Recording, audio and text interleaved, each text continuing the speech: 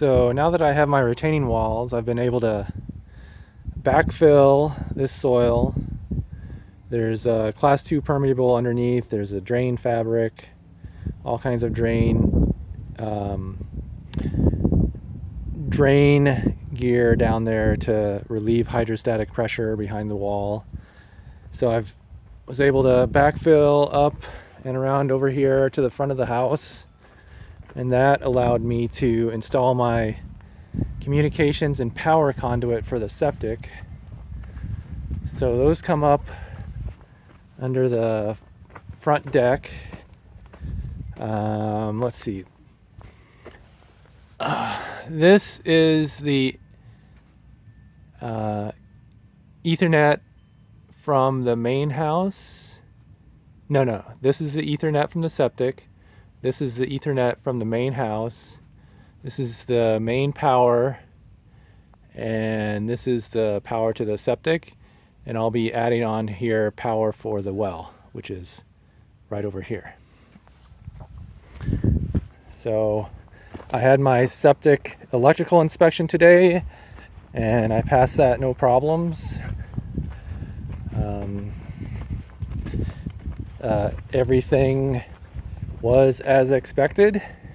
So yeah, I'm good to go for the septic final. I still need to pass the leak test, which when they first did the leak test, there was a leak, but the septic contractor has fixed it, and so it'll have to be checked again when I get my final. And I'm gonna do my final next month because my septic permit expires in November, so I want to just get that out of the way.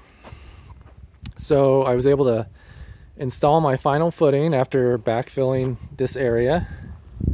Installed my final footing, framed out the remainder of my deck.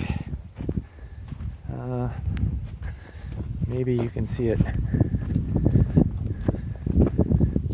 better here. So this is my deck framing. It's 16 feet by 24 feet, 16 feet from the house and 24 feet wide. So that's out of the way. Now I can start working on the railings and the decking, if I can ever figure out what decking I want. So I have a lot of erosion control issues that I need to deal with. So this soil is sandy loam, and it just becomes this fine powder that blows away very easily when it gets disturbed, and there's no roots or anything to hold it in place. So it needs some straw and roots in it. So here's a septic clean out coming from the house down to the septic. I have this one, and then I have another one down here. And this was actually a problem because it got buried and the pipe got filled up with dirt, and then I found it, and so I vacuumed out all the dirt. So I think it will be clear once I start using the septic. There's still some dirt in there, but I think it'll flush through. So this is the sub panel for the septic. There's a 30 amp breaker on the main panel that feeds this, and I have two 20 amp 240 volt circuits for the half horsepower pumps. So that's overkill because a half horsepower at 240 volts is like 1.5 amps. So 20 amp circuits is way overkill. And then the 15 amp is just for the 15 amp 110 volt circuit is for the control. So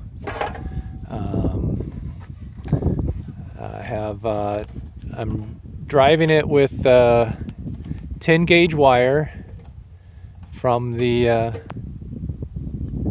main panel. So white, I should probably put red on one of these, and I have one circuit black and red and a second circuit black and red. And then why? Well, this is an alternate. Well, I don't know. Maybe white's not the best choice for this. But, and then also I have this blue wire, which is the return signal for the remote alarm. So the remote alarm is, the wire goes in the same conduit, and the remote alarm is in the basement next to the power panel. And that was just a convenient place to put it because that's where the wires are. And that the alarm is just in case the water level in the septic gets too high. It'll sound off and then we have to do something about it. Let's see. So that's the 30 amp sub panel.